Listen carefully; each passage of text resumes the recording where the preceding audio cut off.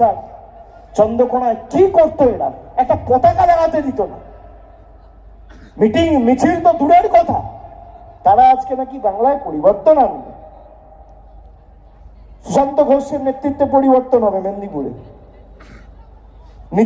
নিচে জল্লাদ আর উপরে গদ্দার, কি সুন্দর মডেল। এবার 15-0 করতে হবে, আপনারা কথা দিচ্ছেন। আর ওদিকে ঝাড়গ্রাম তো 4-0 ছিল আগের বার, এবারও 4-0 তৃণমূলের পক্ষে হবে। ঝাড়গ্রাম পশ্চিম মেদিনীপুর মিলিয়ে 19-0 তৃণমূলের পক্ষে হবে। আর যেখানে যা দরকার পড়বে আপনারা বুক চিতিয়ে লড়াই করবেন, আমি আপনাদের সাথে দরকার হলে যেখানে বলবেন আমি যাব, যে ভূতে ঢুকতে বলবেন আসুন। মানুষ যেন বঞ্চিত না হয়।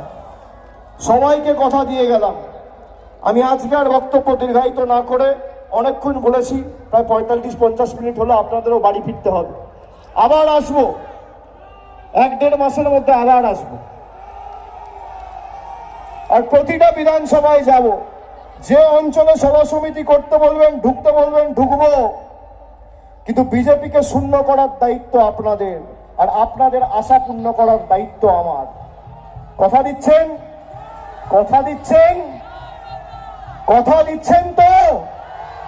জোরে বলুন জয় বাংলা, জয় বাংলা, জয় বাংলা, জয় বাংলা, জয় বাংলা, জয় বাংলা, জয় বাংলা, জয় বাংলা, জয় বাংলা, জয় বাংলা, জয় বাংলা, জয় বাংলা, জয় বাংলা, জয় বাংলা, জয় বাংলা, জয় বাংলা।